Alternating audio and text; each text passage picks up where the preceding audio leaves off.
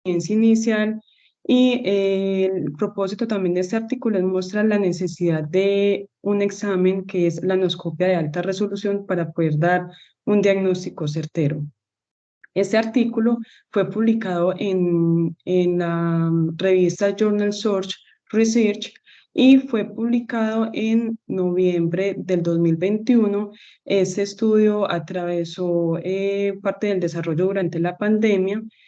Entonces, pues vamos a ver que tiene ciertas limitaciones, sin embargo, es un estudio muy bonito y habla como de esa experiencia inicial, teniendo un factor de impacto de la revista de 2.4 y pertenece al cuartil 2. Bueno, voy a dejar Disculpe, de... Estefanía, un segundito. ¿Será que Sí, señor. podemos llenar el formulario de asistencia para ganarnos un minutico aquí y que no se nos pierda el control de asistencia, por favor? Claro que sí, profe. Gracias. Para Puedes, eso debo dejar de compartir. sí, no, deja la Esperar un presentación, minuto. pero Espera un apaga la minutico cámara. nomás. Ok. ¿Puedo apagar la cámara mientras presento? Sí, puedes apagar la cámara, deja la presentación como está, ya te indicamos cuándo reanudar. Listo.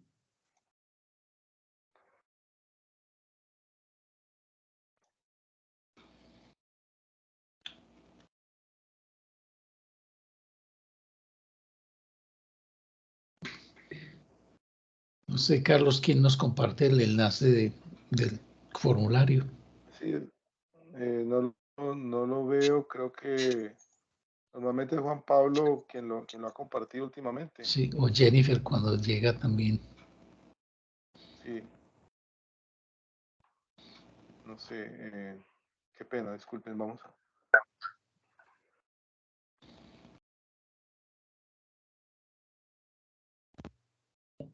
¿Alguien sabe de la asistencia, por favor?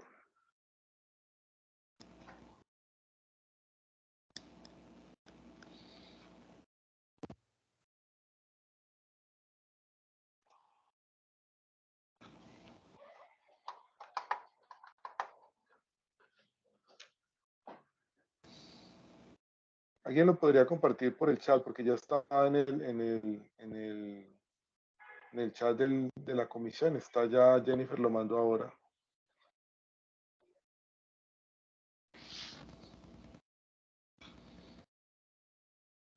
Déjeme ver si yo puedo.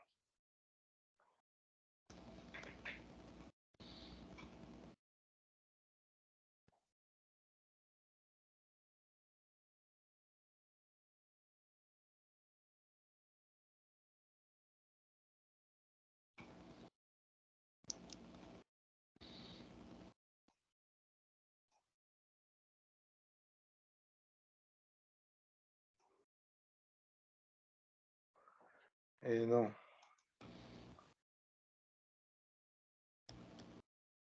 Profe, creo que mejor y en un momento lo solucionamos. ¿Listo? Claro que sí. Bueno, Bueno, dale, ¿me Estefanía, confirman si disculpa, me están continúa con escuchando tu bien? presentación. Te estamos Sí, escuchando muy bien, Estefanía. Ok, muchas gracias, profes. Bueno, entonces, para dar un poco de introducción a este artículo, les voy a hablar sobre el cáncer anal. Esta es una enfermedad de progresión lenta de varios años con una lesión localizada que puede avanzar hasta metástasis. Para que se dé esta enfermedad debe haber una infección prolongada y persistente por el virus del papiloma humano. Este virus tiene varias cepas que se pueden clasificar en alto riesgo oncológico y bajo riesgo oncológico. Los de alto riesgo oncológico están muy conocidos, el BPH tipo 16 y 18, y las cepas de bajo riesgo generalmente producen verrugas o condilomas. Como podemos ver en la imagen de su Estefanía, derecha, la presentación no está ¿sí? avanzando. Estamos en la primera diapositiva todavía. Eso, ahora sí. ¿Ya la pueden ver? Sí, la vemos muy bien. Ah, bueno.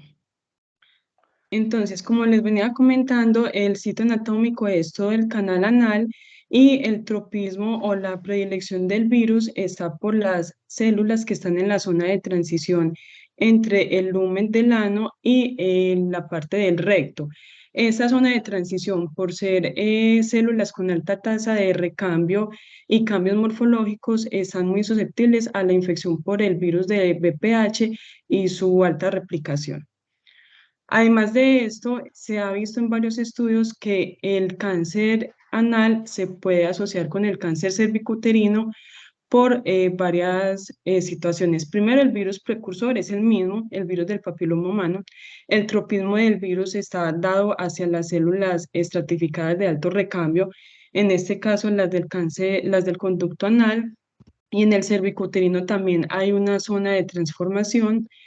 El desarrollo de las lesiones que empieza con una lesión previa y bajo una persistencia del virus del VPH y un bajo estatus inmunológico del paciente puede llegar a un cáncer y llegar a estatus pues, de metástasis.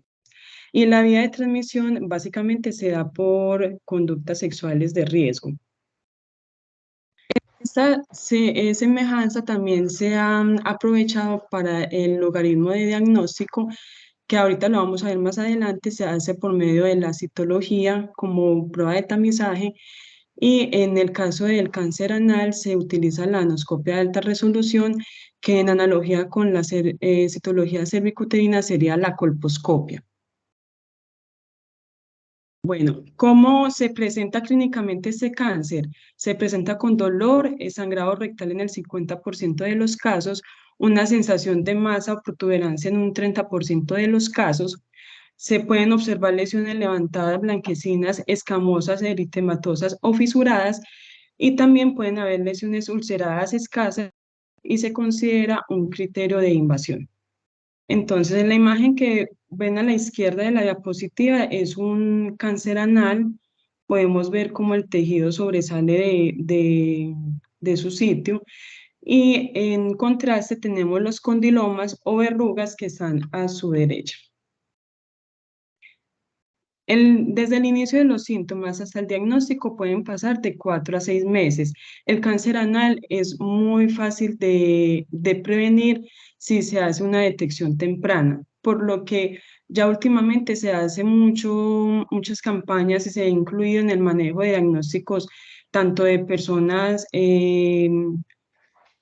pues, ¿cómo decirlo?, no normales, sino que tenemos grupos de riesgo. En este estudio tenemos hombres que tienen sexo con hombres que además conviven con el VIH, pero esta práctica clínica se ha incluido en todos los hombres que tienen sexo con hombres y otras situaciones que pueden considerarse de riesgo. En cuanto a la epidemiología, vemos que es una enfermedad de rara ocurrencia. Sin embargo, se ha visto desde 1992 hasta el 2020 que hay una tendencia al incremento de manera sostenida y esta epidemiología es difícil de conseguir solamente para el cáncer de ano porque generalmente este no se estudia por separado, sino que se agrupa con el cáncer colorectal y del tracto digestivo. Ya últimamente es que se han hecho estudios más específicos para el cáncer anal, por lo que pude tener esta imagen del Instituto Nacional de Cáncer. Además que en el artículo mencionan un metaanálisis donde identificaron que los hombres que tienen sexo con hombres, que además están infectados con el VIH, tienen una incidencia de 85 por cada 100.000 individuos frente a un 0,5% de hombres que no tienen sexo con hombres y que además no están infectados con el VIH-Sida, por lo que esto les confiere una población de riesgo. El término de hombres que tienen sexo con hombres no significa que ellos sean trans. Ellos se consideran cis, es decir, que no depende de su identificación de género, solo que su práctica sexual incluyen parejas pues, del sexo masculino. ¿Y esto qué tiene que ver con el cáncer anal? Que de acuerdo a las a la situación anatómica y a la fricción, esto puede generar mayor laceración en el tejido, favorece la infección del virus del VPH en este tejido y el VIH-Sida ya sabemos que afecta el estatus inmunológico, por lo que no va a controlar adecuadamente una infección por el virus. Bueno, como les mencioné al principio, la citología anal hace parte de la prueba de tamizaje. ¿Esto qué quiere decir? Que va a tener su propósito es una mayor captación de los pacientes que pueden tener displasias en las células del ano que puede favorecer la aparición del cáncer. ¿Cómo se realiza? Se realiza con un citocepillo, que es este cepillito que vemos a la derecha. Es largo y se introduce por por el conducto anal, perdón, unos 3 centímetros hasta llegar a esa zona de transformación. Se hace rotación por las paredes del canal anal y ya luego se extiende en una placa de vidrio que luego es fijada, coloreada y leída por un citohistotecnólogo, y él es el que empieza a definir si hay células con cambios que puedan sugerir una infección por el virus del papiloma humano. Pero este no daría el estado de agresión que hay en el tejido. Esto se hace solamente por la histopatología, la cual se hace por medio de la anoscopia de alta resolución. La anoscopia de alta resolución es un examen del tejido anal bajo un lente de aumento que después de una aplicación de ácido acético y Lugol se identifican los cambios morfológicos que se dan en las células por la infección del virus. Como pueden ver en la primera imagen superior a su izquierda está el conducto anal bajo aumento, no se le ha aplicado ningún tipo de sustancia. Ya en la segunda imagen se le aplicó ácido acético y se empiezan a ver placas de color blanco. Ya allí nos empiezan a identificar cuál es el tejido que está alterado, y por último el Lugol también nos va a confirmar esa displasia celular. Ya este examen se debe realizar con un equipo solamente pues definido para esto, lo hace un médico patólogo. Esto necesita infraestructura, entrenamiento de personal, además el médico debe contar con un auxiliar de enfermería, por lo que se consideran barreras para la implementación de esta técnica en países de bajos y medianos recursos. Les cuento que a partir del 2014, debido a la implementación de la citología anal y su diagnóstico de cáncer anal para esta población, se ha ido implementando, y en Medellín hay 2 IPS solamente que realizan esta técnica, pero ya con eso podemos ir avanzando a un mejor diagnóstico. Este estudio lo realizaron antes de que se tuviera como mayor implementación de esta técnica. Listo. Ah, bueno, perdón. No les especifiqué. Ya luego de que el médico identifica las lesiones, debe biopsiar, o sea, extraer un pedacito de ese tejido que encuentra con displasia y mandarlo a estudio histopatológico, quien es el patólogo el que va a definir bajo esos cortes si hay o no esta infiltración del virus y qué grado tiene para definir el tratamiento. Bueno, entonces, ¿cómo es la etapa del cáncer anal? Tenemos un epitelio sano, el cual va a entrar en contacto con el virus del VPH.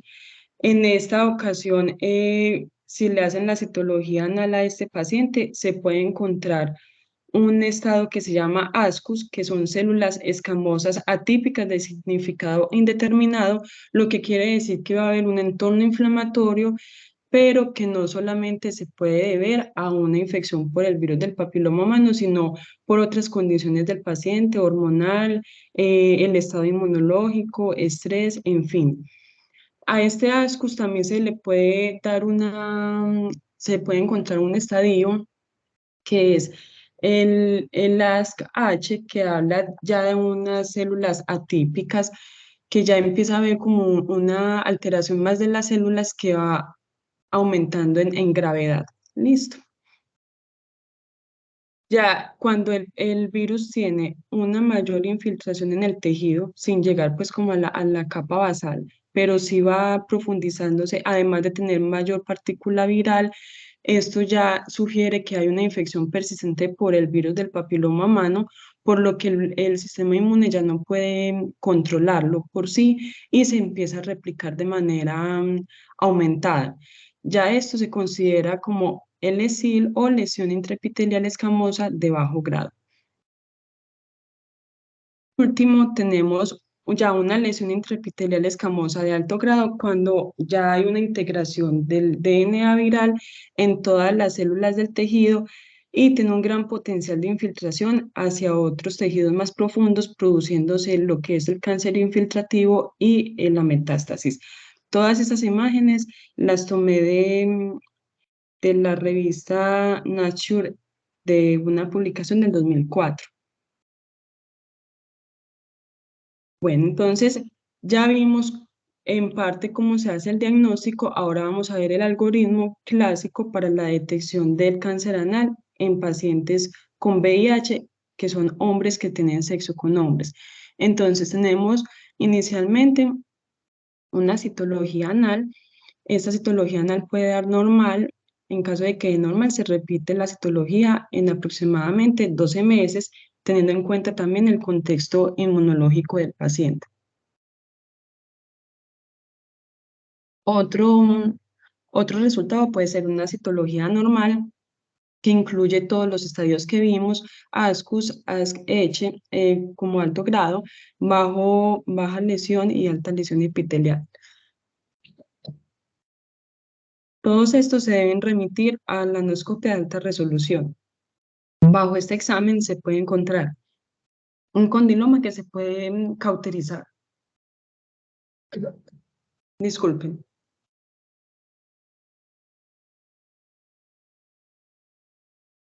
Un tejido anormal, el cual se debe llevar a biopsia y allí en biopsia van a definir si es una neoplasia intraepitelial de alto grado o de bajo grado.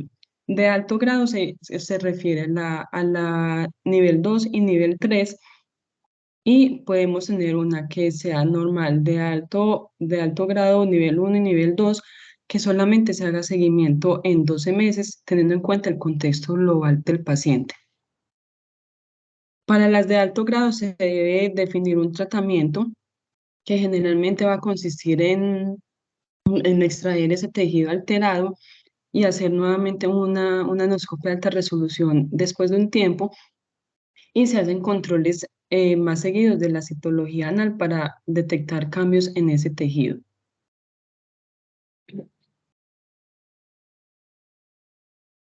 Para los objetivos del artículo se tuvo describir el manejo de los resultados alterados de la citología anal en un hospital universitario de Bogotá, Colombia, donde no se disponía de la anoscopia de alta resolución. Y eso se hizo también con un propósito final de que se pudiera utilizar para evaluar la pertinencia de la implementación de la anoscopia de alta resolución y de cómo ampliar ese tamizaje del cáncer anal para esta población de riesgo en países de bajos y medianos recursos.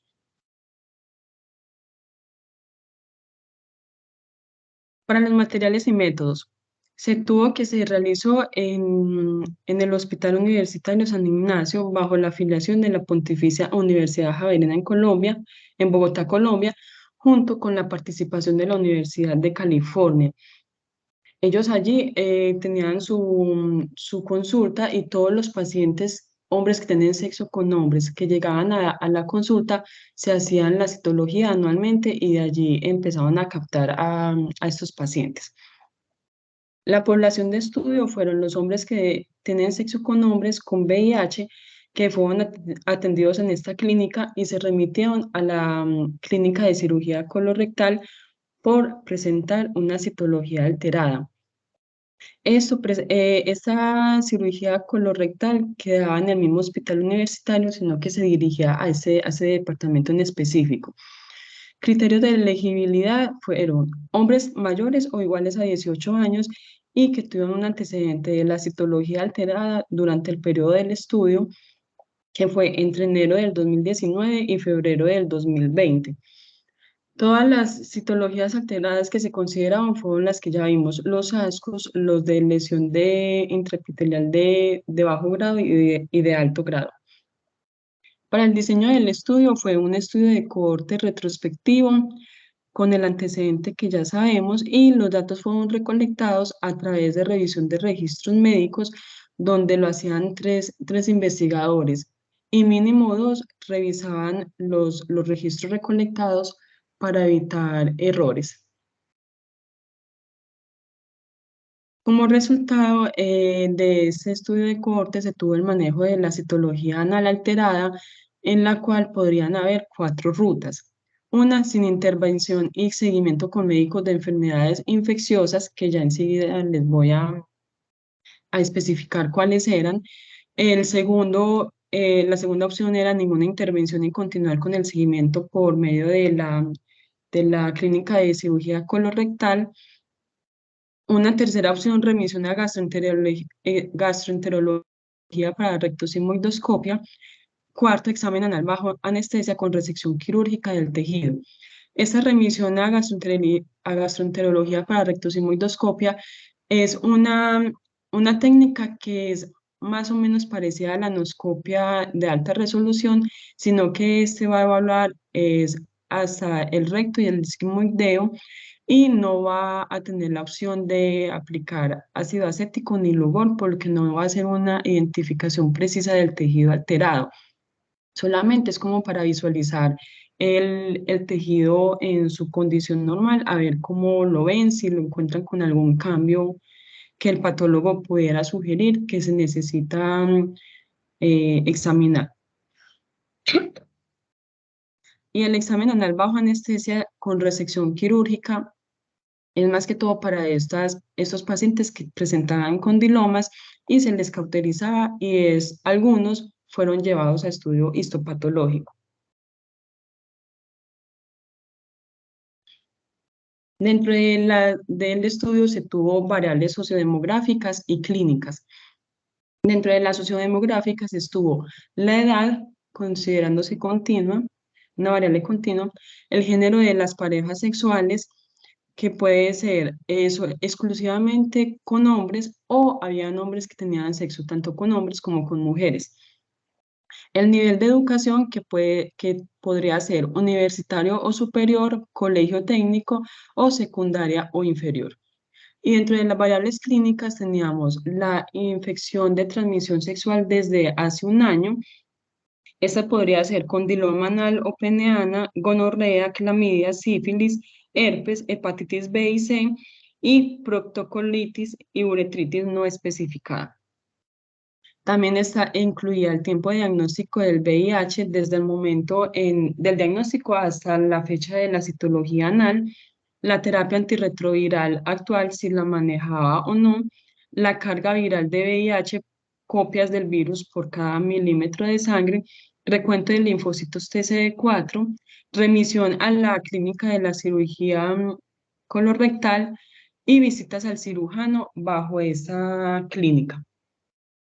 Además de las variables, el análisis estadístico nos comenta el artículo que los datos se exportaron desde el REDCap. El REDCap era el sistema de información que manejaba el hospital y se analizaban con el software STAT. Las variables categóricas se les hizo una prueba exacta de Fisher por ser una muestra pequeña, un N pequeño, y las variables continuas, la suma de rangos de Wilcoxon. Por ser un tamaño de muestra tan pequeño y una distribución no normal, no se pudo realizar modelos de regresión.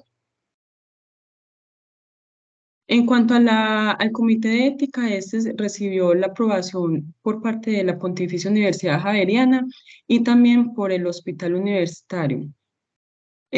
También tuvo aprobación por la Junta de Revisión Institucional de la Universidad de California, porque recordemos que esta Universidad de California ayudó al desarrollo pues, de la investigación. No se requirió consentimiento informado debido a la naturaleza del estudio como una revisión retrospectiva de gráficos y se trabajó con los datos anonimizados de los pacientes. En cuanto a los resultados, tenemos que todas las personas que asistieron a la consulta, que fueron en total 211, 143 tuvieron una citología normal y 68 tuvieron una citología anormal. De estos 68, tuvimos 4 individuos que presentaban lesión de alto grado, 41 que tuvo lesión de bajo grado y 23 que presentó ASCUS o células atípicas indeterminadas. Bueno, para el manejo de los resultados alterados del tamizaje de la citología anal, se tuvo de las 68 citologías anormales, 60 se refirieron a la cirugía colorectal. De estas, 51 tuvieron cita con el especialista. De estas 51, 13 no hubo intervención y 17 se recomendaron al examen bajo anestesia. De ese examen bajo anestesia, 11 tuvieron resección quirúrgica. De estas 51 personas que asistieron a la clínica colorectal, 21 se remitieron a rectosigmoidoscopia y posteriormente de esas de rectosigmoidoscopia, 2 se enviaban a examen bajo anestesia, por lo que fueron en total 13 personas que tuvieron resección del condiloma. De esas 7, hubo 7 personas que no se llevaban a esa evaluación del condiloma, pero sí se hicieron seguimiento para las enfermedades infecciosas dentro de la atención por VIH.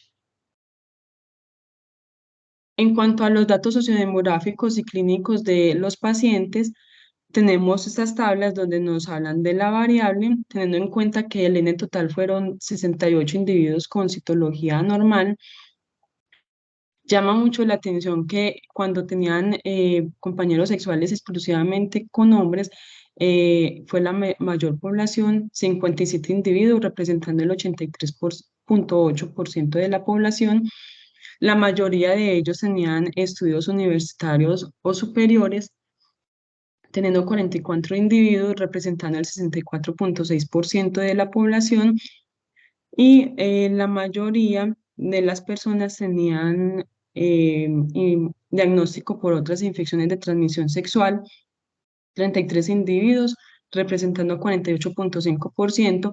Esto nos da una idea de los factores de riesgo que se puede exponer esta población y el aumento en las infecciones de transmisión sexual nos habla de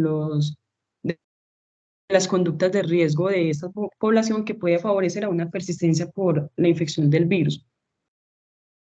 Tenemos las otras variables que hablan que la mayoría tenían una carga viral detectable con un 22% y tenemos una variabilidad en los datos cuando nos referimos al rango intercuartílico de 1.120 a 102, hablando de la carga viral. Entonces debemos tener en cuenta también el estatus inmunológico del paciente para saber cómo dirigir esta conducta.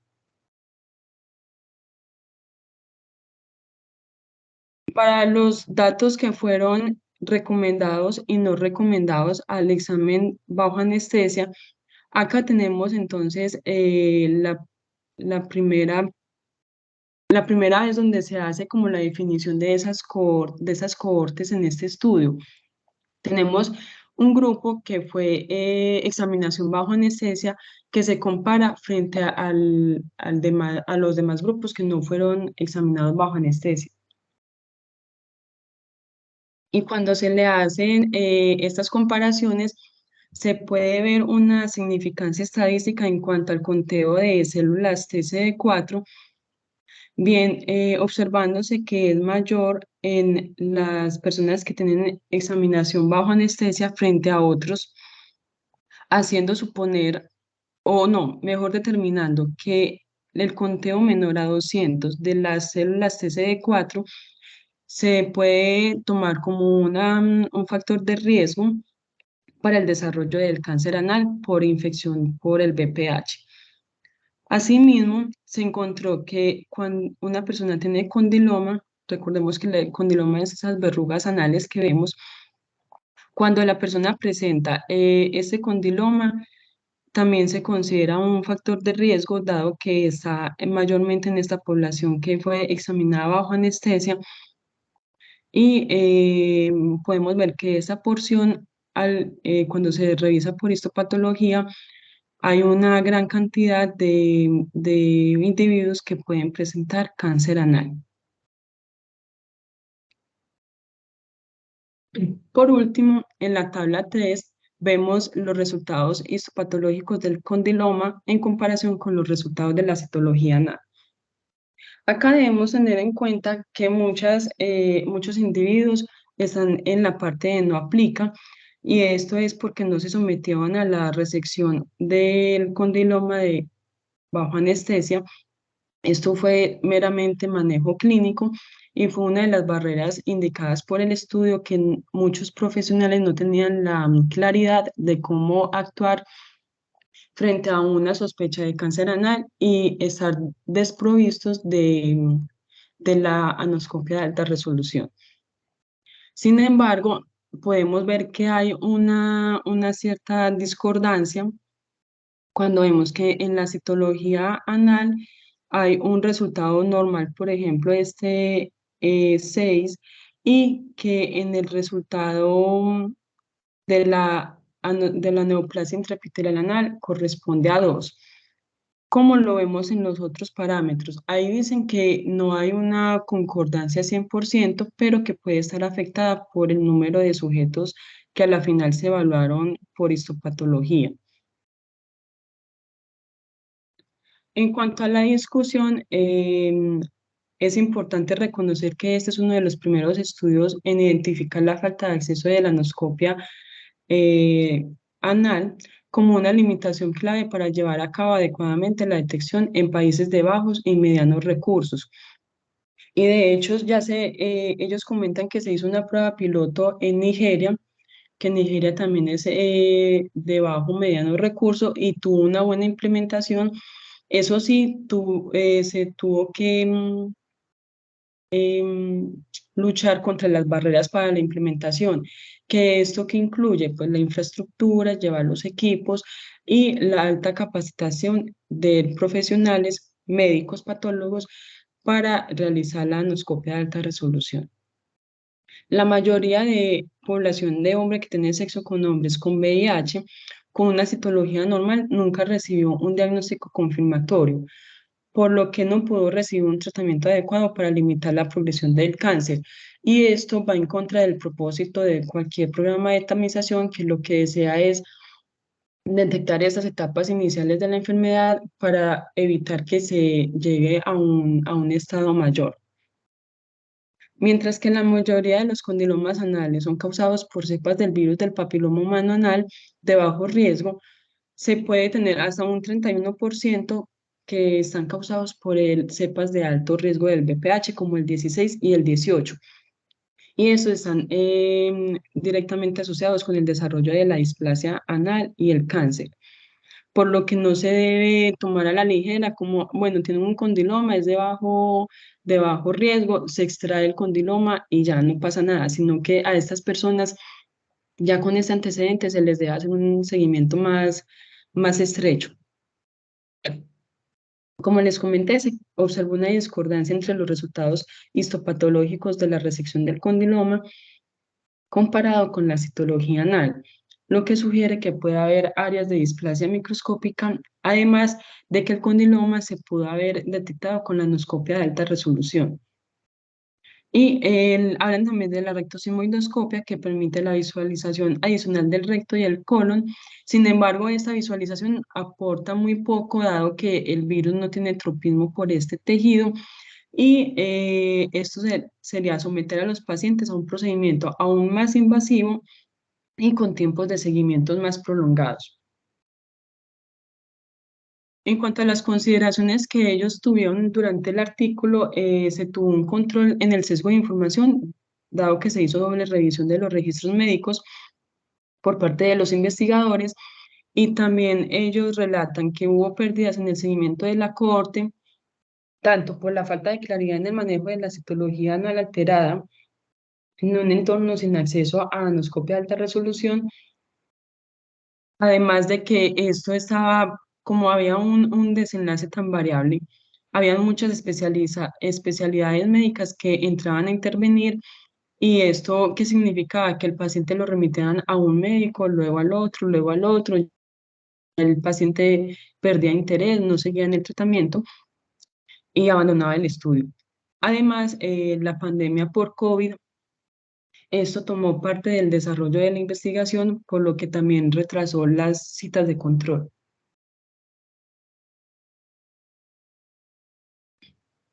Finalmente, utilicé la declaración Strobe para el estudio de cohorte, dando, bueno, no quiero desmeditar, es un estudio que trató de evaluar ese entorno y esa necesidad de la endoscopia de alta resolución. Lastimosamente tuvieron varias cosas en contra en la pandemia, un tamaño de muestra bajo, por lo que no se pudo hacer mucho análisis estadístico. Sin embargo, vi que les faltaba especificar más que todo lo que querían encontrar, el diseño de los grupos. También les faltó definir esas, esos predictores, también los factores que pudieron ser potencialmente confusores. Y también por último, en cuanto a los métodos estadísticos, como tuvo un nene tan pequeño, sí, no se hizo pues como mucho análisis estadístico realmente. Y no solamente declararon que hubo pérdida de información, pero no dijeron cómo utilizaban esta pérdida de información durante el análisis estadístico. Y por último, ellos no hablaron sobre los factores de riesgo que se podrían estimar y cómo ajustarían esa precisión. Sin embargo, me parece un estudio que se debe tener en cuenta, y de hecho a partir del 2014 el Ministerio de Salud empezó a poner ojo en esta población de riesgo e incluyó la tamización del cáncer anal dentro de la guía práctica de clínica para los pacientes con VIH. Muchas gracias.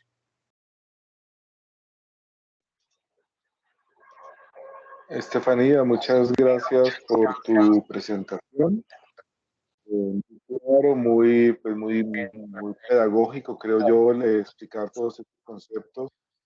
Pues creo que es un tema, seguramente para muchos de los asistentes, un tema del cual sabemos poco, y creo que tú has logrado pues enseñarnos muchas cosas, ¿cierto? En este breve momento. Yo tenía varias preguntas. Primero que todo, comentarles que ya en el chat está el enlace para registrar la asistencia. Por favor, lo pueden hacer en un momentico. Quería preguntarte inicialmente una pregunta. Posiblemente estamos más familiarizados con el cáncer de cuello uterino de las mujeres, pero escuchándote veo que hay mucha similitud tanto pues en el rol del BPH como un poco la historia natural, lo que mostraste, y el abordaje también diagnóstico, pues cómo se nombran las lesiones. Cuéntanos un poquito más qué relación, o sea, qué relación puede haber este cáncer anal de los hombres con respecto al cáncer de cuello uterino de las mujeres. ¿Qué similitud puede haber? ¿Qué diferencias hay? Adelante. Bueno, en cuanto a las semejanzas, tenemos que ambos cánceres se desarrollan previos a una infección por el virus del papiloma humano. Ese virus tiene predilección por el epitelio, específicamente en esa zona de transición donde todavía las células no son planas ni son columnares, sino que están como en esa pequeña fracción donde se va a ver una diferenciación. Y esa diferenciación significa que las células van a estar en una alta tasa de replicación, por lo que el virus va a aprovechar eso para poder hacer una invasión, ¿cierto? Entonces, la primera similitud es el virus, la segunda es el transcurso o las lesiones, porque primero se inicia con una lesión de bajo grado. De hecho, los cambios morfológicos son muy parecidos en cuanto a al cáncer anal y el cáncer cervicuterino, y esto puede durar años. Realmente una progresión de una infección del virus hasta un estado de cáncer puede llegar hasta 10 años. De hecho, por eso, perdón, es la razón de que las mujeres actualmente, a partir de los 30 años, se les manda prueba de VPH, porque antes no tiene relevancia, dado que no va a haber una carga detectable del virus que nos indique que sí está bajo la infección del VPH. Además, bueno, ¿qué diferencias hay? Todavía la vacuna del cáncer, perdón, que se aplica en mujeres para cervicuterino, todavía no se aplica al cáncer anal, todavía se encuentra en estudio. El diagnóstico se hace muy parecido con la citología. Actualmente tenemos dos posibilidades de citología, una que es convencional. La convencional hace referencia a la coloración de Papa Nicolau, que es como yo les mostré en plaquita, y hay otra más novedosa que es la citología en base líquida, que de hecho por eso yo escogí este artículo, porque mi trabajo de grado está encaminado a la validación de la citología en base líquida para la detección del cáncer anal, que puede ser más eficaz y más costo efectiva que una convencional, porque nos va a limpiar todo ese frotis de células, dejándonos solamente lo que nos importa para uno diagnosticar que sí está con el virus de VPH. Otro dato importante es que hay mujeres, recientemente se ha escrito que hay mujeres con displasia cervicuterina y que también presentan displasia anal, y ellas reportan no tener prácticas sexuales anales.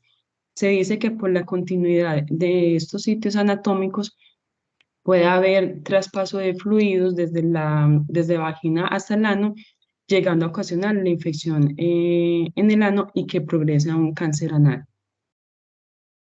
Bueno, yo creo que ahí ya tengo pues como los aspectos más importantes.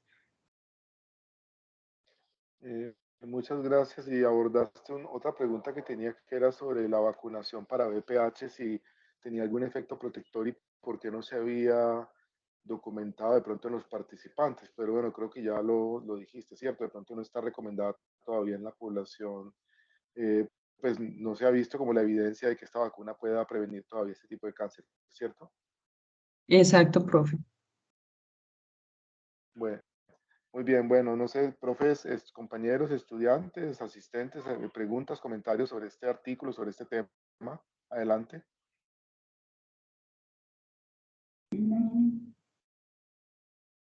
Profe Elkin, adelante.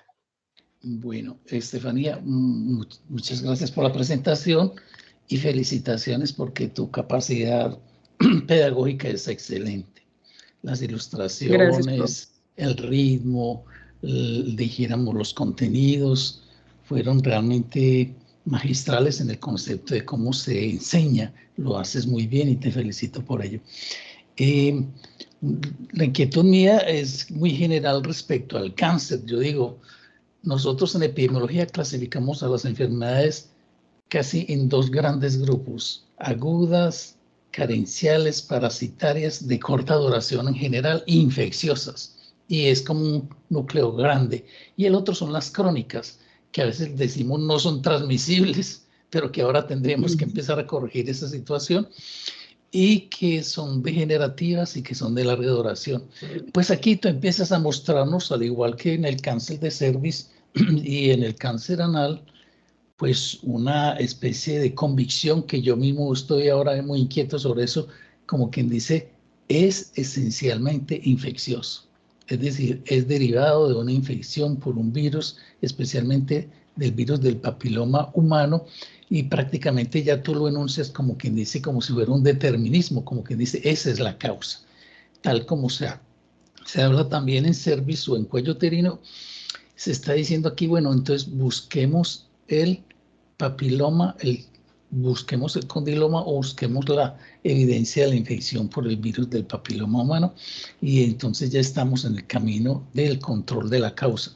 Eso me inquieta bastante porque en cáncer en general siempre tenemos la inquietud de cuál es la verdadera causa del cáncer, ¿cierto? Ojalá la supiéramos bien, porque entre otras cosas a la hora de establecer ya el diagnóstico del cáncer no nos quedan hoy en día, a pesar del modernismo que tenemos en medicina, sino herramientas muy abruptas, como decir cirugía, o sea, extirpación.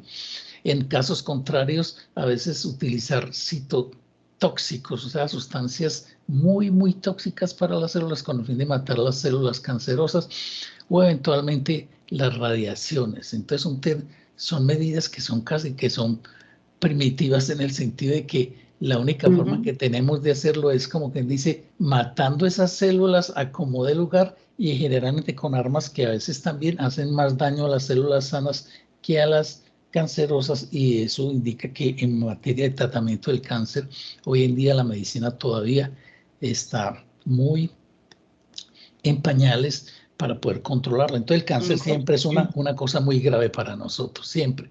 Entonces ahora, el hecho de pensar que está siempre ligado a la infección sería muy importante para ver sobre la clasificación, para entender el comportamiento y para anticiparse al tratamiento. Pero ojo, aquí viene una parte. Hemos visto aquí en este estudio tratar de ver el cáncer iniciando con técnicas histopatológicas. Es decir, busquemos atipias preliminares, busquemos atipias que llegan ya a un nivel más profundo de los epitelios y una que incluso supere la capa basal de alta penetración. O sea, estamos mirando las atipias de tipo citológico como un indicador preliminar del cáncer. Eso, por supuesto, está acentuando que fuera de las técnicas de tinción de Papa Nicolau, las técnicas incluso clínicas como las que tú mencionabas de teñir con ácido acético y con Lugol, y tratar de ver, digamos, macroscópicamente y externamente cuando el cáncer comienza. Y después, histológicamente, tratar de ver si las células ya tienen un nivel muy ubicado, puntual en la superficie del epitelio, o si pasan en esa transición a niveles más profundos, acercándose a la basal o superándola. En todo caso, estamos mirando indicadores citológicos del cáncer. Pero nosotros en epidemiología queremos ir un poquito más atrás, o sea, más temprano, más oportuno. Y yo pregunto, aquí en este estudio no veo que se trabaje bien el asunto de cuál es la exposición.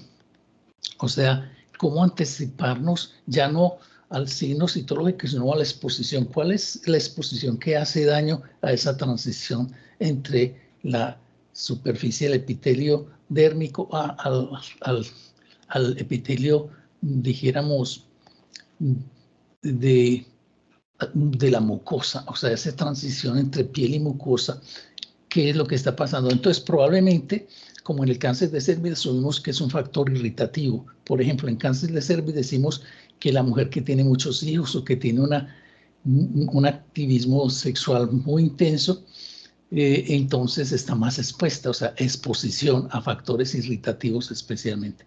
Pero en este caso, te pregunto, no he visto aquí en este artículo ni en otros, no se estudia el aspecto de la exposición a esa irritación midiendo, por ejemplo, la frecuencia, la intensidad, la duración de ese tipo de relaciones, dijéramos, que no son, dijéramos, naturales, en el sentido de que es hombre con hombre, o incluso siempre mujer con mujer, también en relaciones, dijéramos, heterosexuales, que también se da la relación anal.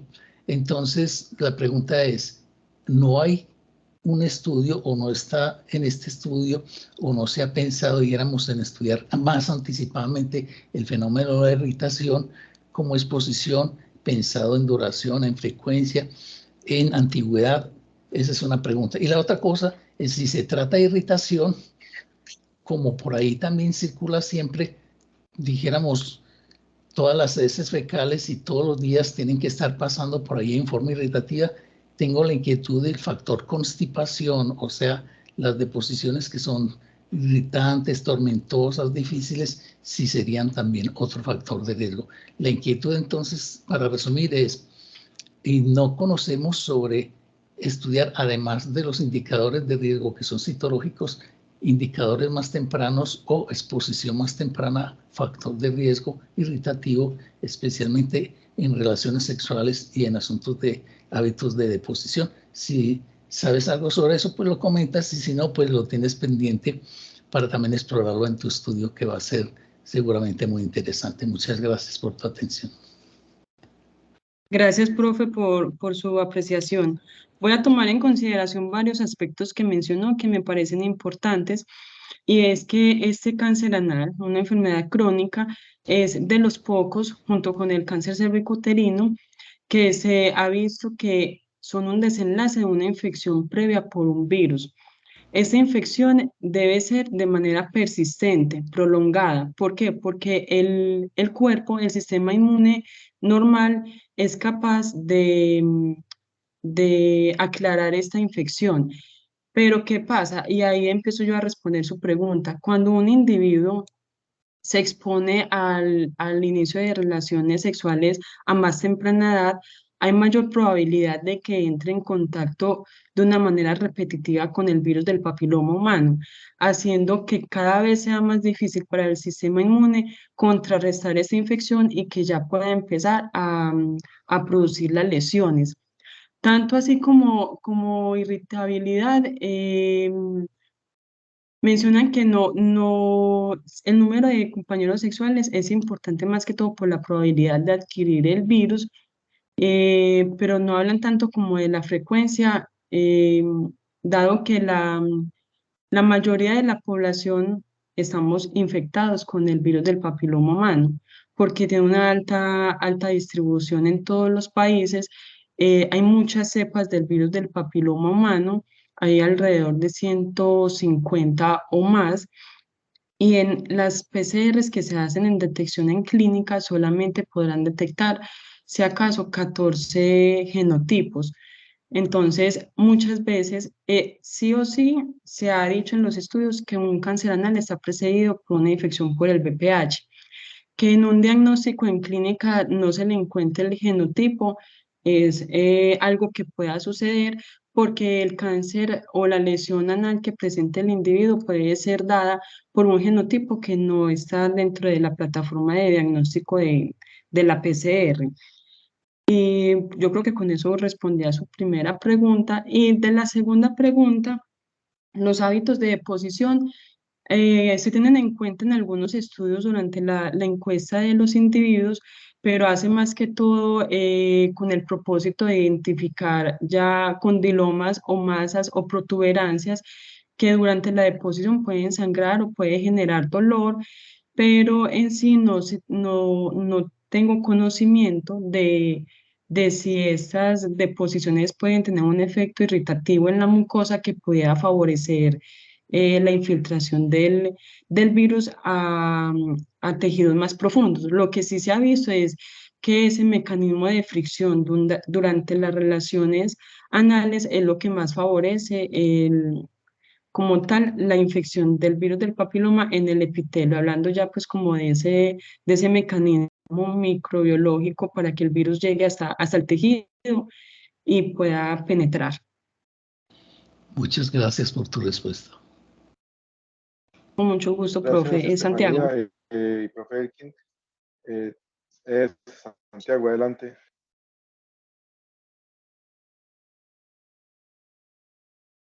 Santi.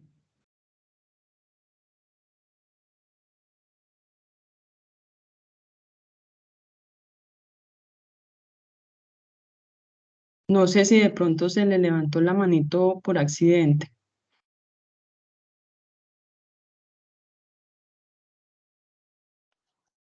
Sí, no lo escuchamos.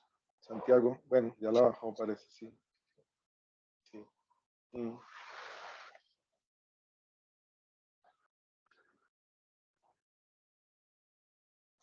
Sí, yo creo que algo también, y me parece importante también hablar un poco, Estefanía lo trató al final, me parece muy acertado que haya hecho como una evaluación, digamos, de la calidad de este estudio que es reportado como una cohorte retrospectiva, ¿cierto? Una cohorte histórica, y pues como ella lo mostró, realmente no cumple muchos de los atributos que debería tener un estudio epidemiológico de cohorte histórica, ¿cierto? Pues digamos que posiblemente uno pudiera enmarcar este estudio más dentro de los estudios que están orientados a evaluar pruebas diagnósticas, ¿cierto? Que Ujú, ya tienen una propia, una clasificación y como una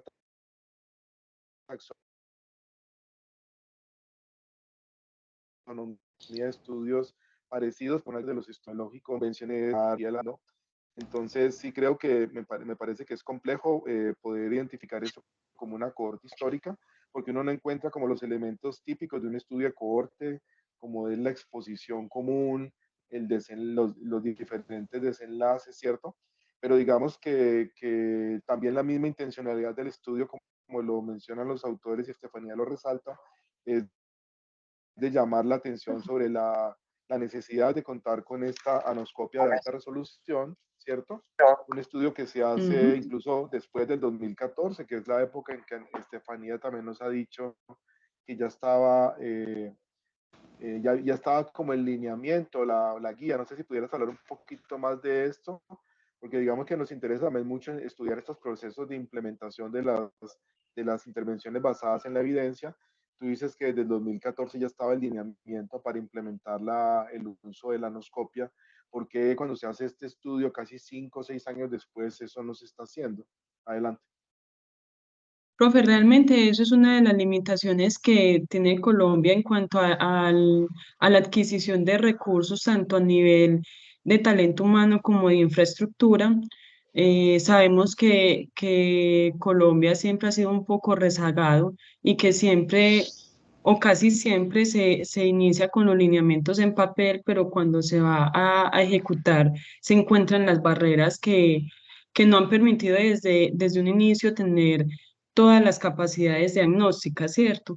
Entonces, ellos también mencionan que se hizo en este hospital universitario, por lo que es un entorno donde realmente no se cuenta con toda la capacidad económica. Lo entiendo yo como comparándose frente a un entorno privado. Entonces, ellos dicen, es muy real la situación de la capacidad instalada que tenemos durante el estudio frente a cómo sería a nivel de Colombia en el país, ¿cierto? Que hay sectores donde hay muy buenos recursos, hay otros donde no. Entonces, eso fue un desarrollo paulatino desde el 2014 hasta acá. Como les menciono, en Medellín solamente hay 2 IPS, y eso que nos debemos sentir agradecidos por eso, porque pues por lo menos tenemos IPS que ya hacen esta anoscopia de alta resolución, y la idea es que esto cada vez sea mayor, porque si podemos captar un mayor número de personas con lesiones intraepiteliales y no dejamos que progresen a un cáncer anal, esto va a mejorar mucho en cuanto a la vida de los pacientes, a la calidad de vida y a los costos al sistema de salud, porque no vamos a dejar que progrese a una enfermedad crónica tan costosa como es el cáncer.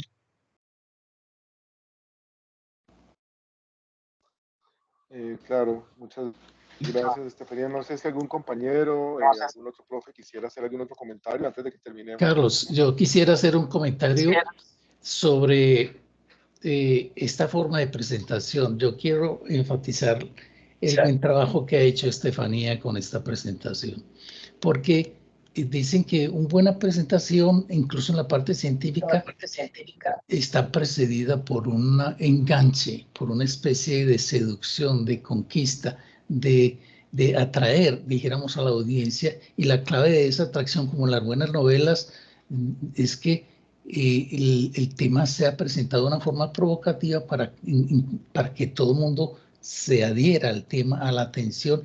Y entonces esa parte para todos, esto es una recomendación en toda presentación, una parte preliminar es el enganche, el lograr involucrar a todos en la audiencia en el tema, presentándolo como ella lo hizo de una forma, dijéramos, bonita, ilustrada, descriptiva, que nos metió a todos en el tema. Y tal como ha dicho Carlos al principio, no teníamos mucho conocimiento al principio, y después de esta sesión empezamos a tener una sensación de que hemos sido bien ilustrados sobre el tema y sobre los puntos importantes que aporta la investigación. Entonces te felicito, Estefanía, y recomiendo para todos esta modalidad de siempre hacer una parte preliminar con un buen enganche, es decir, con una buena presentación del tema, para involucrarnos o para meternos, dijéramos, en el asunto temático de una forma más atractiva, como ella lo hizo, usando bien las imágenes y los conceptos en forma simplificada, pero muy bien logrado. Muchas gracias, Estefanía, y una recomendación para todos. Gracias.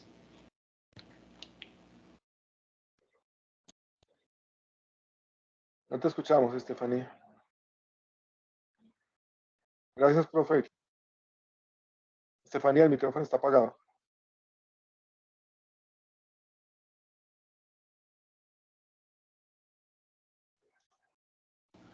Prende el micrófono, Estefanía. Ah, ya, se me desactivó. Ahora sí. Muchas gracias, profes, a ustedes por el espacio, por la apreciación y los comentarios.